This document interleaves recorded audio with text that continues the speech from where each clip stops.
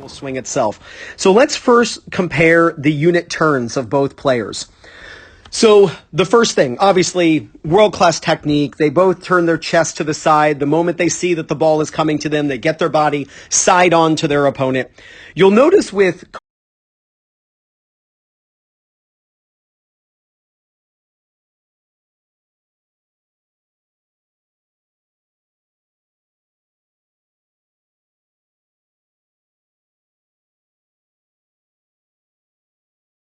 Carlos that his hitting hand is higher than Federer's.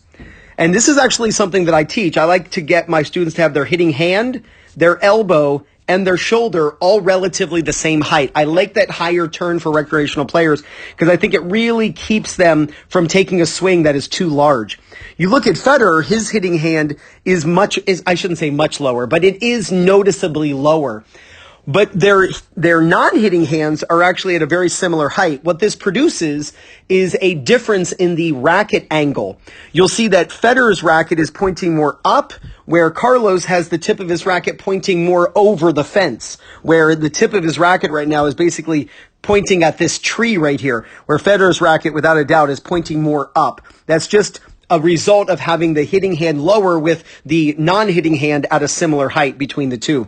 Here we can see Carlos's armpit. It's exposed to the back fence and back camera, but we cannot see that with Federer. Again, I am really liking what Carlos is doing here. Just from the initial turn, I would say copy Carlos if you're looking to improve your technique. If you're looking to copy a pro, I think it's actually going to be easier for you to copy what Alcaraz is doing at the moment. And if you're loving this type of content, make sure you hit that like button and be sure to subscribe to the channel. Now, not just the technique is slightly different here, but also the timing.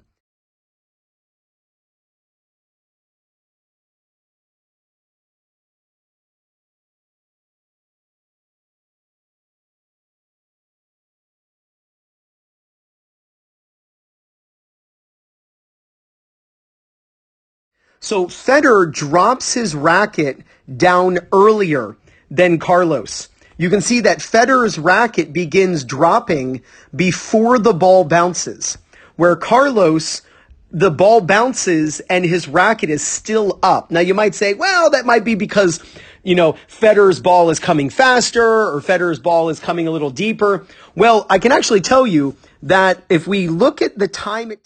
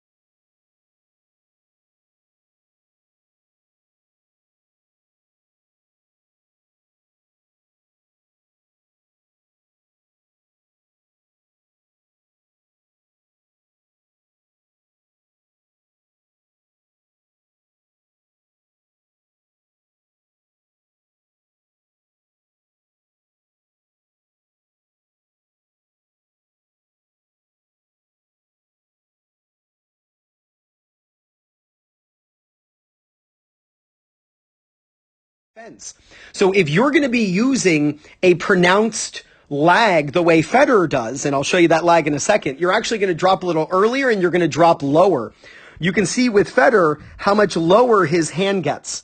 So his hand right now is kind of like at the bottom of his pocket, where at no time here do we actually see Alcaraz's hand getting to the bottom of his pocket, where his hand, and we're copying his hand position, his hand is making this move. So his hand is not dropping as low as Federer's. Again, this is a product that Federer is actually going to be using a pronounced lag that Alcaraz just doesn't have. Now, Alcaraz absolutely has a lag forehand, right? So there's absolutely lag, and you can see that right here, where here he has a very neutral wrist, and then his hand goes forward and he sets this pronounced wrist angle. So yes, he has lag and looseness in the hand and wrist, but it's not the same technique as Federer's, where Federer is dropping and the tip of the racket's pointing off to the right.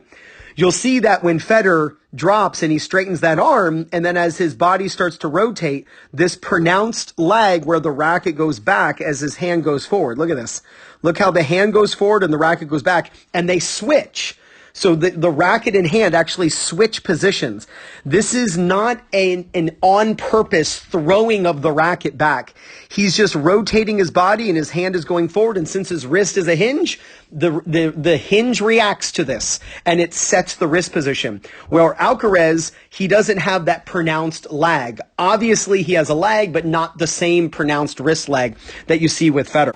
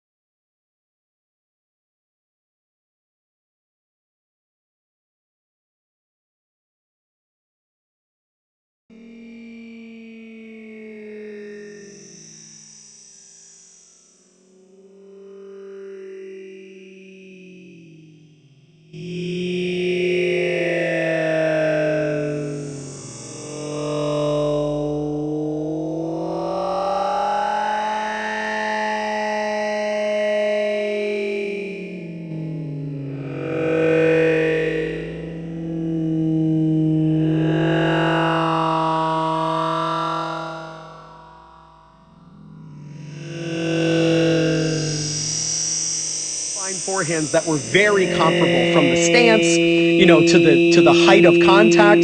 So I think this is a really good comparison. The first thing, let's look at the head. Look how they are locked in on contact. The ball is traveling so fast and the contact is so short that you really cannot see the ball hit your strings. But it's important that you keep your head super still so that your racket doesn't veer off course and it makes it easier, to hit more of the sweet spot of the racket and not frame your shot. I also want you to notice their arm at contact. So Carlos has more of a bent arm, and it's not severely bent, it's just slightly bent, where Federer's is more straight. You'll also notice where their elbow is pointing, and this is due to their grip as well. Federer's elbow position, his elbow is pointing more back, where with Carlos, we can see that the point of his elbow is pointing more down. Why? Because of the grip. When you are hitting an Eastern forehand, hitting a forehand with an Eastern grip like Federer, your palm faces forward when you're striking the ball. Where with a semi-Western grip, your palm is facing up at about 45 degrees because each bevel is 45 degrees different than the previous bevel. You know, there are 8 bevels on the racket. Each bevel is around 45 degrees different. 45 times 8 is 360 around the grip. So you will actually notice, and this is actually one of the reasons why players struggle with changing grips. You know, if you're using an Eastern and you're trying to change to a semi-Western or vice versa, it's because players don't really understand what's going to happen with the different grip. When you are hitting a semi-Western forehand, the way Carlos is, your palm is going to be facing up at 45 degrees when you strike the ball, right? So you can't have your palm facing forward with a semi-Western grip. You'll bury that ball into the ground. So you got to understand the difference in the elbow position and arm position at contact. Another difference I really like, or one thing I really like about Alcaraz's forehand, as you're noticing, I'm really liking Alcaraz's forehand, is his non-hitting hand is visible over his non-hitting shoulder. Now, I'm definitely not telling you that Federer's forehand is wrong. His forehand is gorgeous, and it has helped him win 20 Grand Slams. It's amazing. And if I was his coach, I wouldn't change a thing about his forehand. But one thing that I think amateurs improve upon with their forehand is when they have their non-hitting hand visible to the camera over their non-hitting shoulder, it helps make sure that the hips twist. What you don't want is this non-hitting hand to be dropping as you're hitting the ball, but rather you want it to be rising. And you can see that his non-hitting hand is rising as he hits the ball. Watch his non-hitting hand rise. And that's just really helpful in making sure that your hips and your shoulders rotate. Again, I'm not saying that Federer is wrong. You have the shoulder tilt that is very common with the top players in the world, where their non-hitting shoulder is slightly higher. It's one of the reasons why actually Alcaraz's left hand is visible over the left shoulder, is that he has that slight shoulder tilt. And then let's look at the follow-through. Federer's swing is definitely more across after he hits the ball. Now he swung inside out. At contact, he's swinging up, which is producing topspin, but he's definitely more right to left in his follow-through. And we can see that if we draw a straight line at the top of his head. You'll notice that his racket is never visible over that line. Well, with Alcaraz, we draw that same line across his head. We can see that the racket is visible over his head. Again, something that I love about Alcaraz that you should copy in order to hit more consistent forehands. Amateur players who tend to swing more across shank the ball. They're less accurate. They tend to hit shorter, and they tend to hit less spin. Where the higher follow-through gets the player to swing out more toward the target and hit better topspin, hit the sweet spot more. So you can see that Federer's swing is more across, where Alcaraz is definitely higher. This is something that you see with Dominic Thiem, that the hitting hand is up by the top of the head. Something I love about Federer on this forehand is that he catches the racket with his left hand. I think that's a really easy way to help control the swing with amateur players, where Alcaraz is not doing this. Again, the ball is gone at this point, so the ball is not affected by this with Alcaraz. But with amateur players, I feel it really helps them to control their body when they do catch the racket. So all in all,